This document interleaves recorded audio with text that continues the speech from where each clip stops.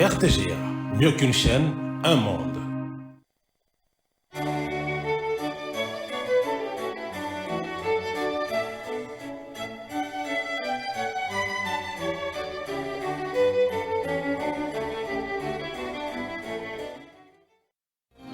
Ce journal vous est offert par Tango Protection.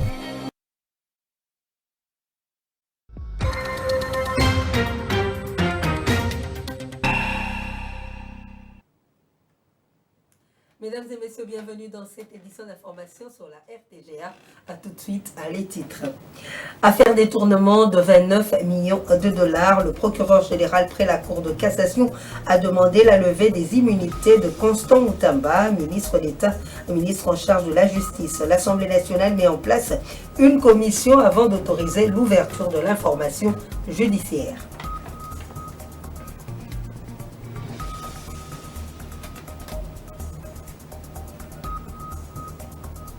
600 bancs pupitres fabriqués par les bâtisseurs, anciens Koulouna, bandits urbains, remis ce 21 mai aux instituts techniques de Lemba et Bandalungwa par Jean-Pierre Kassongo-Kabwik, lieutenant général et commandant du service national.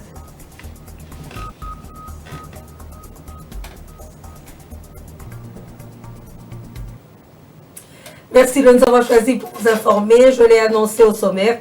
Le procureur général près la Cour de cassation a sollicité de l'Assemblée nationale la levée de l'immunité du ministre de la Justice Constant Moutamba en vue des poursuites judiciaires pour un présumé détournement de 29 millions de dollars américains. A saisi, l'Assemblée nationale a mis en place une commission pour auditionner Constant Moutamba avant d'autoriser l'ouverture de l'information judiciaire à son encontre. Suivez le rapporteur de l'Assemblée nationale, Jacques Njoli, à ce sujet.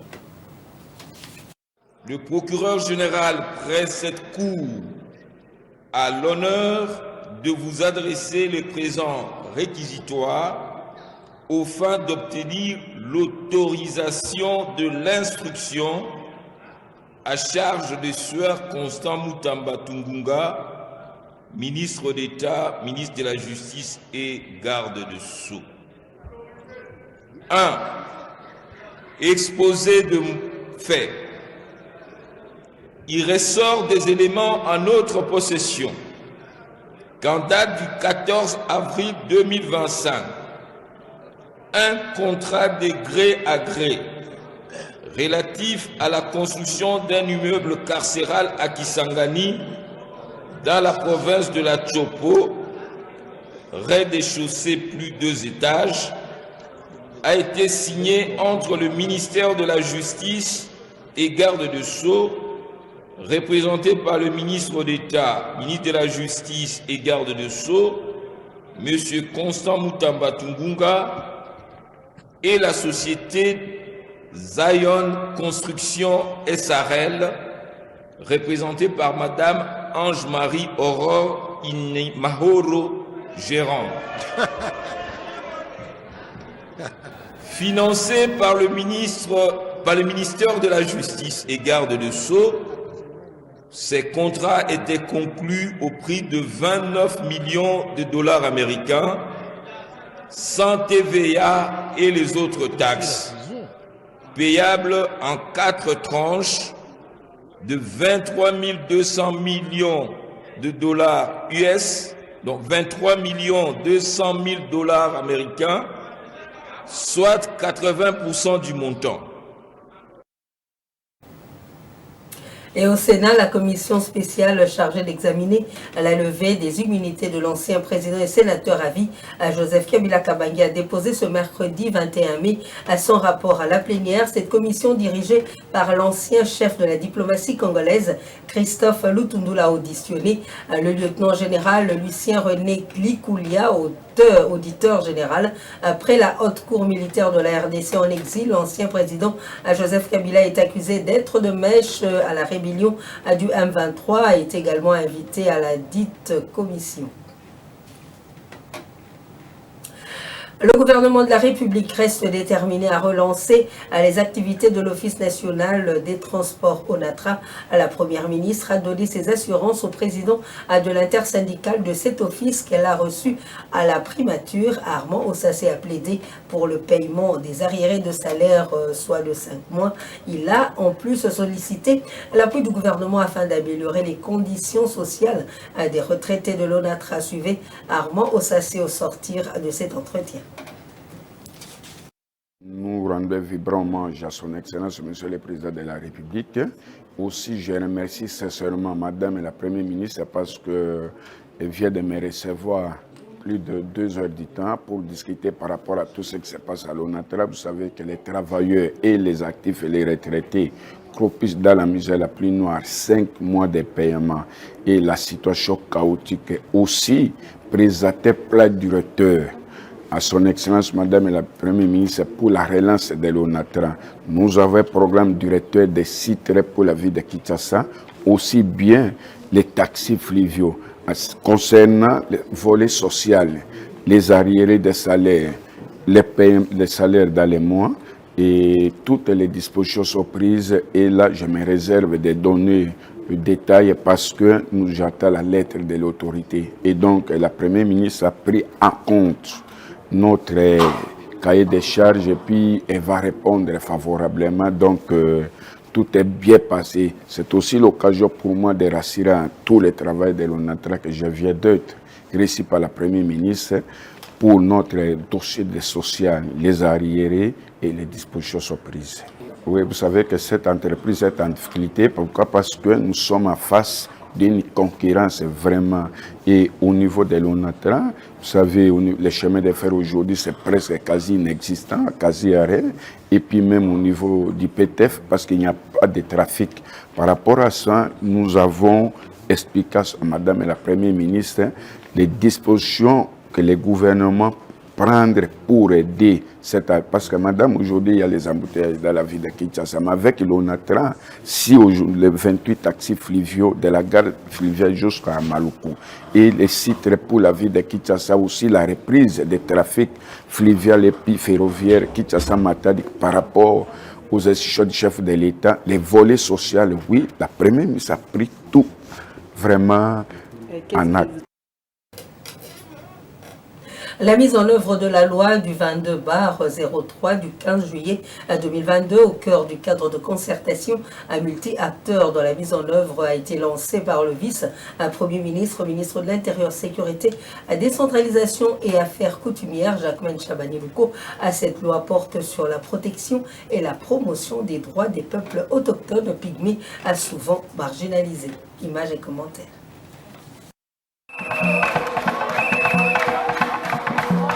C'est dans la salle des spectacles du Palais du Peuple que le vice-premier ministre, ministre de l'Intérieur, à Sécurité, Décentralisation, Affaires coutumières, Jacquemain Chabani-Louko, a lancé officiellement le cadre de concertation multi-acteurs pour la mise en œuvre de la loi numéro 22/030 du 15 juillet 2022 portant protection et promotion des droits des peuples autochtones pygmées. Ce cadre de concertation est défini comme un espace fédérateur de dialogue et d'échange garantissant la confiance, la transparence, la bonne foi et la participation inclusive dans le processus décisionnel des recommandations stratégiques de la mise en œuvre de cette loi. Cette loi historique marque la consécration de plusieurs décennies de combats et symbolise une conquête juridique majeure pour ces communautés longtemps marginalisées. Les partenaires techniques et financiers présents à cette cérémonie ont rassuré de leur soutien quant à la mise en œuvre de cette loi. Dans son discours, le vice-premier ministre, ministre de l'Intérieur, a indiqué que la prochaine étape de ce processus consiste à lancer la campagne de vulgarisation de cette loi sur toute l'étendue du territoire national à l'aide d'outils harmonisés et des canaux de communication adaptés et accessibles. Afin d'assurer l'efficacité de ce processus, les prochaines étapes seront déterminantes. Il s'agira notamment de lancer une vaste campagne de vulgarisation de la loi sur toute l'étendue du territoire national, à l'aide d'outils harmonisés et de canaux de communication adaptés et accessibles. Au travers la mise en œuvre de cette loi, les peuples autochtones pygmées bénéficieront de l'égalité des droits réservés à chaque citoyen congolais, comme l'indique la loi congolaise. Cette action réaffirme donc l'engagement du gouvernement congolais à protéger cette communauté qui, au-delà de leur résilience face à toute stigmatisation, joue un rôle important dans la conservation de la nature. Sous la présidence de la République, la ministre d'État en charge de l'environnement a lancé l'atelier régional de l'information et d'appropriation des mécanismes pour la conservation des forêts tropicales de la planète dénommé Tropical Forest Facility Forever. Les partenaires au développement participent à ces assises qui se tiennent en RDC en collaboration avec le Programme des Nations Unies pour le développement qui a apporté son appui technique. Images et commentaires. Les experts venus des différents pays du bassin du Congo, à l'initiative du gouvernement fédératif du Brésil, avec l'accompagnement de la République démocratique du Congo et autres pays forestiers, grâce au gouvernement allemand, avec l'appui du Programme des Nations Unies pour le développement, participent à cet atelier régional sur la facilité pour la préservation des forêts tropicales, TFFF en sigle. L'atelier de Kinshasa vise précisément à renforcer cette ambition.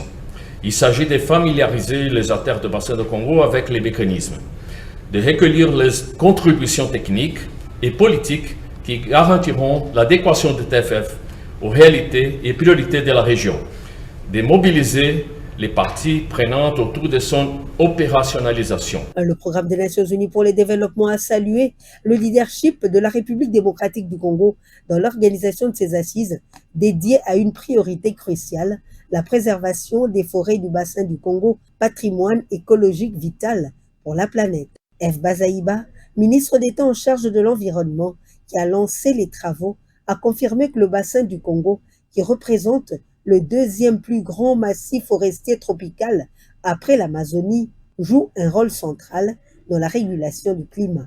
Ce que nous déciderons ici contribuera à façonner l'avenir non seulement des forêts de la République démocratique du Congo, mais aussi des forêts du bassin du Congo. Mais ça donnera une réponse à nos communautés locales, gardiennes de ces forêts et responsable aujourd'hui de la préservation du climat mondial. C'est pourquoi la RDC s'est toujours présentée comme étant pays solution face aux enjeux du climat, parce qu'au sein du bassin du Congo, la grande responsabilité de 62% du couvert forestier revient à la République démocratique du Congo. Les participants devront s'approprier du mécanisme pour la préservation des forêts tropicales de la planète dénommé Tropical Forest Facility Forever, TFFF. Depuis le 19 mai 2025, Kinshasa accueille l'atelier national et régional d'information et d'appropriation du nouveau mécanisme destiné à la préservation des forêts tropicales de la planète dénommé Tropical Forest Facility Forever, TFF en sigle. De quoi s'agit-il? Il est exactement le professeur Joseph Malassi, conseiller climat de la ministre d'État en charge de l'environnement et développement, nous en dit plus dans cette interview qu'il a accordée à la presse. Le Tropical Forest Facility Forever, c'est une initiative qui a été lancée par le Brésil, qui se prépare à la présenter au monde à la COP30 au mois de novembre prochain au Brésil. Une initiative que le Brésil a lancée, mais que le Brésil a par la suite développée avec l'apport de tous les pays qui ont des forêts tropicales, hein, comme la RDC, les pays du bassin du Congo, les autres pays du bassin de l'Amazonie et les pays du bassin indonésien. Et ce mécanisme appelé en bref TFFF, en abrégé TFFF, vise à récompenser, à payer annuellement, monétairement, les pays qui possèdent des forêts tropicales humides à larges feuilles, un montant d'à peu près $4, ça peut monter un peu au-dessus de 4, ça peut redescendre un peu en dessous en fonction de l'évolution du marché qui va investir, qui va alimenter ce compte-là. Mais l'essentiel, c'est qu'on va tourner autour d'un montant de $4 par hectare par pays qui aura démontré que son taux de déforestation est en dessous de 0,5% l'année. Pour vous donner une image d'un taux de déforestation de 0,5% l'année, un pays qui a 100 millions d'hectares de forêt doit être en mesure de ne pas déforester plus de 500 000 hectares de forêt. Donc voilà, la RDC pour le moment est éligible à ce fonds parce que notre taux de déforestation est en dessous de 0,4% et donc nous sommes éligibles. Et c'est ça, ce que nous avons, c'est ce qui nous a réunis pendant les 3 derniers jours et qui continue à nous réunir pour les 2 jours qui viennent. Il y avait une session d'experts nationaux qui devait recevoir l'information sur ce système, qui est un nouveau système, différent de tout ce qui existe. Le commandant du service national, Jean-Pierre Kassongo-Kabouik, a poursuivi ce mercredi 21 mai avec la remise des bons pupitres à l'Institut technique social et industriel de Lemba ainsi qu'à l'Institut commercial Bokolo de Bandalungwas dans le cadre de la campagne Pas d'école sans banc en RDC, initiée par le chef de l'État dans le but d'améliorer les conditions d'enseignement. Les détails dans ce reportage signé Nana Wanantoupa. Dans le cadre de la campagne Pas d'école sans banc, initiée par les chefs de l'État pour améliorer les conditions de l'enseignement en République démocratique du Congo, le service national a remis ce jour 300 bons pupitres à l'Institut technique social et industriel Motei, situé dans la commune de Lemba, ici même à Kinshasa. Cette dotation est un véritable ouf de soulagement pour ces élèves qui autrefois étudiaient dans des conditions précaires par manque de matériel adéquat. D'où ces mots de remerciement des bénéficiaires. D'abord, nous remercions sincèrement le président de la République, son Excellence M. Antoine Tshisekedi pour le relancement du service national longtemps oublié. Nous remercions également le lieutenant général Kassongo-Kabouik Jean-Pierre, commandant du service national, outil important pour l'encadrement de la jeunesse congolaise. À nos condisciples bénéficiaires de la dite dotation, nous en demandons d'en faire. Après Lemba, dans la province éducationnelle de Moamba, l'équipe du service national s'est rendue à Funa pour procéder à la remise d'un autre lot de 300 bons pupitres à l'Institut technique commercial Bokolo de la commune de Bandalungwa. Étant parmi les premières écoles de l'époque coloniale, on est plusieurs défis majeurs dont celui des manques d'infrastructures adéquates pour un bon encadrement des enfants. À cet effet, nous remercions vivement les chefs de l'État par l'entremise du service national l'effort louable à la dotation des bons pupitres octroyés aux écoles publiques dont l'Institut technique et commercial Bokolo. Merci d'avoir pensé à notre école, laquelle a formé plusieurs élites du pays. Nous allons les utiliser à bon escient. À noter que ces bancs ont été fabriqués par les bâtisseurs anciens Koulouna, encadrés par le service national sous les commandements du lieutenant général Jean-Pierre Kassongo-Kabouik. La dotation s'est faite sur initiative du chef de l'État Félix Antoine Tshisekedi Tshilombo. Et dans un communiqué publié le mardi, le gouvernement provincial de Kinshasa a annoncé des nouvelles mesures destinées à réguler la circulation sur les routes et les principales artères de la capitale congolaise pour lutter contre les embouteillages et fluidifier la circulation routière à Kinshasa. L'exécutif provincial instaure les mesures suivantes effectives à partir de ce mercredi à 21 mai 2025. La restriction à des horaires de circulation pour les véhicules de 20 tonnes ou plus, les camions remorques, camions de 20 tonnes ou plus transportant les matériaux de construction, ciment, fer à béton, cailloux, sable, bois, grumes, etc. Des boissons, ainsi que les véhicules de livraison sont désormais autorisés à circuler sur l'ensemble du territoire de la ville de Kinshasa uniquement entre 22h et 5h du matin, indique le communiqué du ministre provincial des Transports. Crise au sein de l'Union pour la démocratie et le progrès social, UDPS.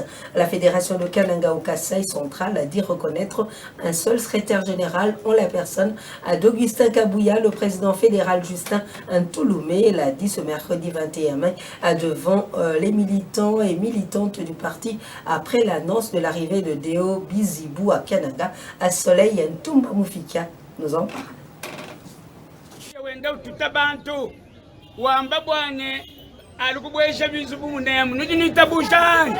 Tel est le désaveu de militantes et militants, cadres de l'Union pour la démocratie et le progrès social, Fédération de Kananga, à l'endroit de celui qu'il qualifie usurpateur du pouvoir, Deo Bizibou, après l'annonce de son arrivée à Kananga par son équipe d'avance. Devant papa et maman, fils et garçons de l'UDPS, le président fédéral Justin Ntouloumé n'est pas passé par les deux de la cuillère pour interpeller la vigilance de ses UDPSiens.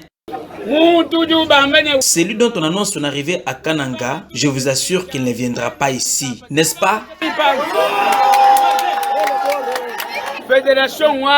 Parce que cette fédération appartient à Félix Tshisekedi Tshilombo, notre chef, et à Augustin Kabouya Mwanabuta, notre président et d'intérim de l'UDPS.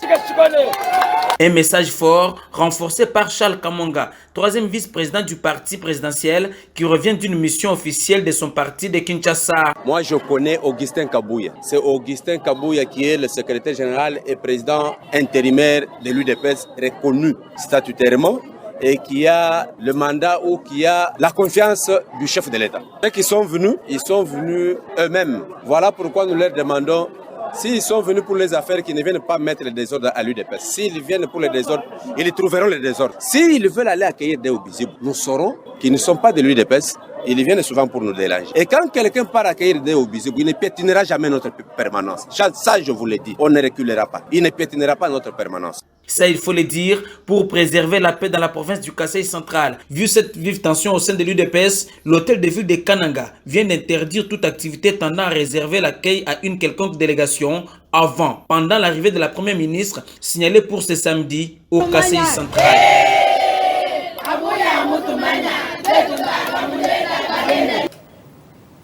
Les méfaits de l'évolution technologique n'épargnent pas les Congolais. C'est le cas de l'utilisation abusive de smartphones dans certains ménages conçus pour bien communiquer, même à très longue distance. Le smartphone constitue actuellement une source de problèmes dans plusieurs foyers. S'il permet de rapprocher les personnes éloignées par les appels vidéo et messages, en même temps, il sépare celles qui sont proches, comme nous le dit Clarisse et Coco Kapalai. Dans un foyer vivant dans la commune d'Ngalima à Kinshasa, le smartphone est devenu roi. Chaque membre de cette famille, y compris les enfants, sont devenus accros aux réseaux sociaux. Alors qu'ils sont assis au salon devant la télévision allumée, ils n'ont même pas le temps de regarder. Ils sont tous penchés sur leur téléphone portable. Ces constats malheureux, François Banyonga, pédagogue et père de famille, l'a également fait.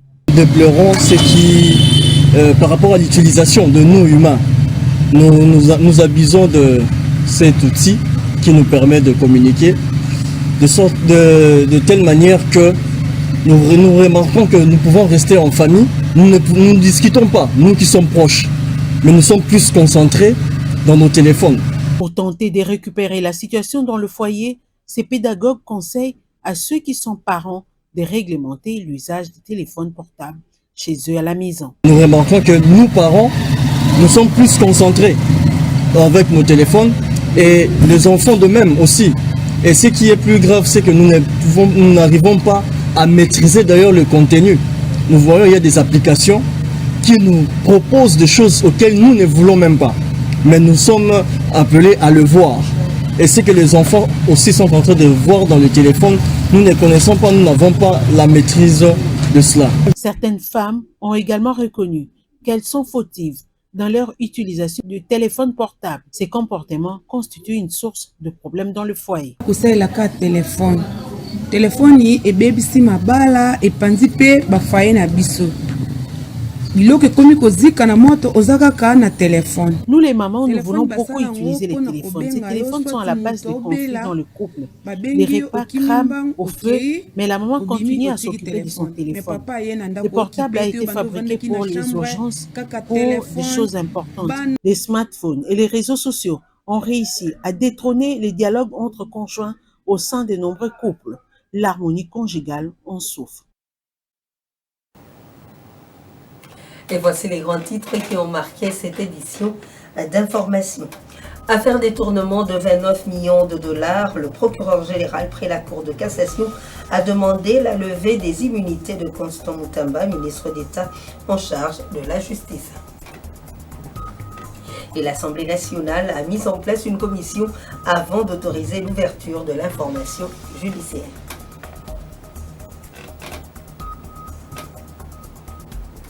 « 600 bons pupitres fabriqués par les bâtisseurs anciens Koulouna, remis ce 21 mai aux instituts techniques de l'Imbaï Bandaloua par Jean-Pierre Kassongo-Kabouik, lieutenant général et commandant du service national.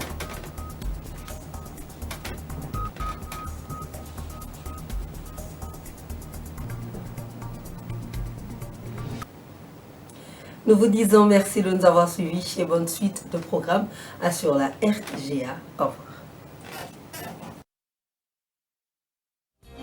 Ce journal vous a été offert par Tango Protection.